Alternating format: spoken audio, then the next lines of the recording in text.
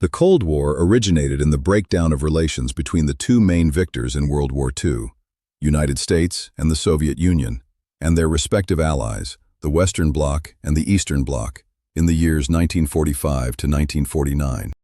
The origins derive from diplomatic and occasional military confrontations stretching back decades, followed by the issue of political boundaries in Central Europe and non-democratic control of the East by the Soviet Army. In the 1940s came economic issues, especially the Marshall Plan, and then the first major military confrontation with a threat of a hot war in the Berlin Blockade of 1948 to 1949. By 1949, the lines were sharply drawn, and the Cold War was largely in place in Europe. Outside Europe, the starting points vary, but the conflict centered on the U.S.'s development of an informal empire in Southeast Asia in the mid-1940s. Events preceding World War II, and even the communist takeover of Russia in 1917, underlay older tensions between the Soviet Union, European countries, and the United States.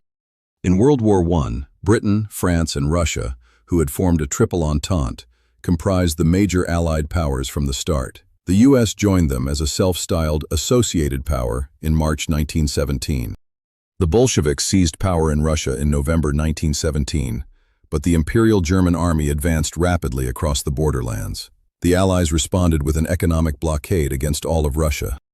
In early March 1918, the Russian Soviet Federative Socialist Republic followed through on the wave of popular disgust against the war and accepted harsh German peace terms with the Treaty of Brest-Litovsk.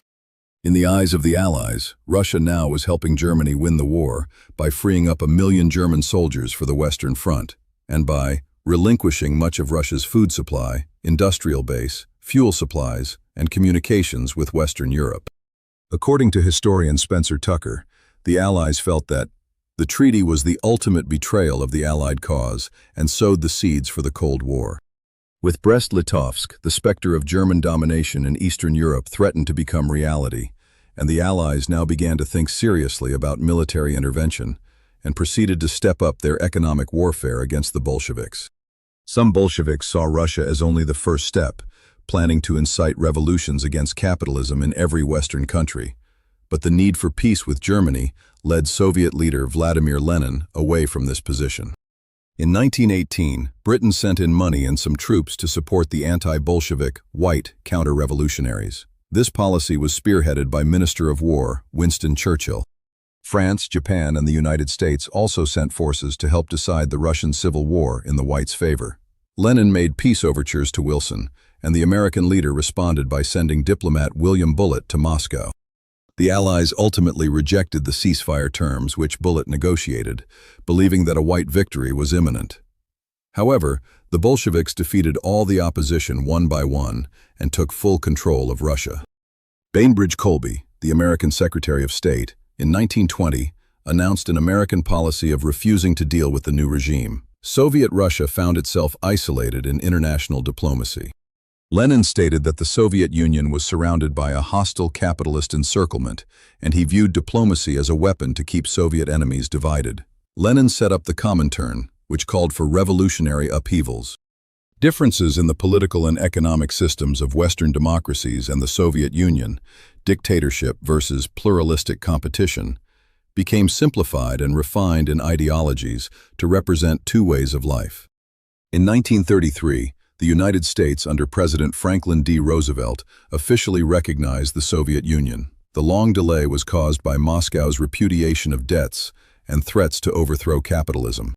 Moscow was angry with Western appeasement of Adolf Hitler after the signing of the Munich Agreement in 1938, which gave Nazi Germany partial control of Czechoslovakia. In 1939, the Soviet Union and Germany signed the Molotov-Ribbentrop Pact, which included a secret agreement to split Poland and Eastern Europe between the two states. On June 22, 1941, Germany broke the Molotov-Ribbentrop Pact with Operation Barbarossa, the invasion of the Soviet Union. Stalin switched his cooperation from Hitler to Winston Churchill. Britain and the Soviets signed a formal alliance, but the U.S. did not join until after the attack on Pearl Harbor on December 7, 1941. Immediately, there was disagreement between Britain's ally Poland and the Soviet Union. The British and Poles strongly suspected that when Stalin was cooperating with Hitler, he ordered the execution of about 22,000 Polish officer POWs at the Katyn massacre. Still, the Soviets and Western allies were forced to cooperate. The U.S. shipped vast quantities of Lend-Lease material to the Soviets. Britain agreed a broader military and political alliance in 1942. During the war, both sides disagreed on military strategy. Stalin had also requested that the Western allies open a second front from the early months of the war, which finally occurred on D-Day, June 6, 1944. The U.S. and Britain initially indicated they would open it in 1942, then 1943. Throughout World War II, the Soviet NKVD's mole, Kim Philby, had access to high-importance British MI6 intelligence and passed it to the Soviets. He was able to alert the NKVD about all British intelligence on the Soviets. The Soviets believed that the Americans intentionally delayed the Second Front in order to dominate Europe. In the meantime, the Russians suffered heavy casualties, with as many as 20 million dead. In 1944, the Soviets appeared to the Allies to have deliberately delayed the relief of the Polish underground's Warsaw Uprising. The Soviets did not supply the uprising and refused American airdrops. Both sides held very dissimilar ideas regarding post-war security. The U.S. vision was a liberal international system based on free trade and open markets, requiring a rebuilt capitalist Europe with Germany at its center. The U.S. was the only world power not economically devastated by the fighting. By the end of the war, it was producing around 50% of the world's industrial goods. Soviet leaders, however, understood security in terms of space. Stalin was determined to use the Red Army to gain control of Poland, dominate the Balkans, and destroy Germany's capacity for war. This strategy risked confrontation with the United States.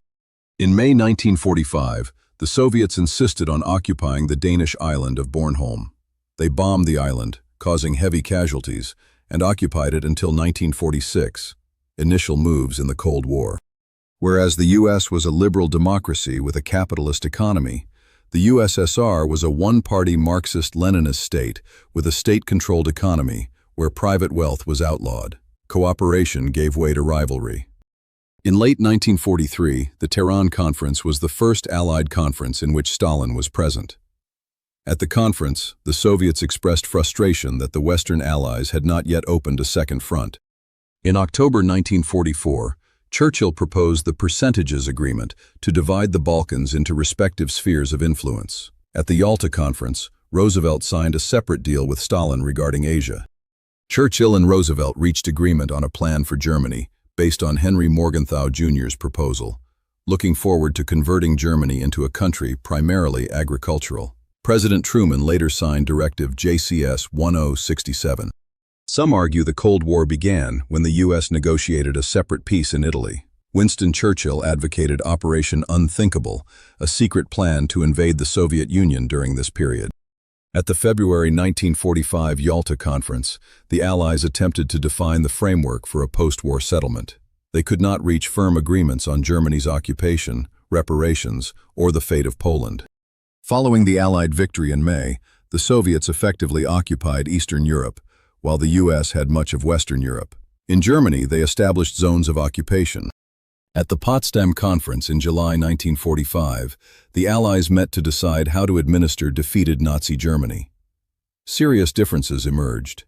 Truman, a new president, took a harder line towards Moscow.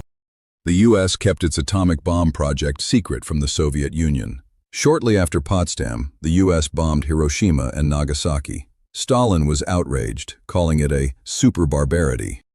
The immediate end of war material shipments from America to the USSR after the surrender of Germany upset Moscow. Talks for an economically self-sufficient Germany adjourned with no agreement.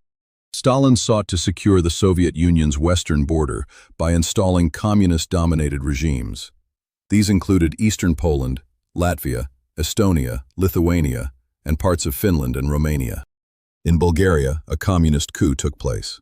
In Romania, the Communist Party employed intimidation and fraud to obtain 80% of the vote, eliminating centrist parties. Enver Hoxha took power in Albania. The defining characteristic of the Stalinist communism was the symbiosis of state with society and the economy. They rejected Western market economies and democratic governance. Emigration was eventually restricted.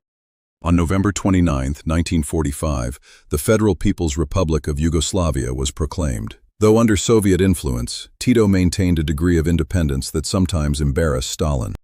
The territorial dispute over Trieste caused delays in peace treaties. Tito sought revisions of borders, prompting the Western Allies to keep a garrison to prevent a Yugoslav takeover. Stalin called Tito's policy unreasonable. In February 1946, George F. Kennan responded to the State Department with the long telegram, stating Soviet power was impervious to logic of reason, but sensitive to logic of force. This became the basis for containment.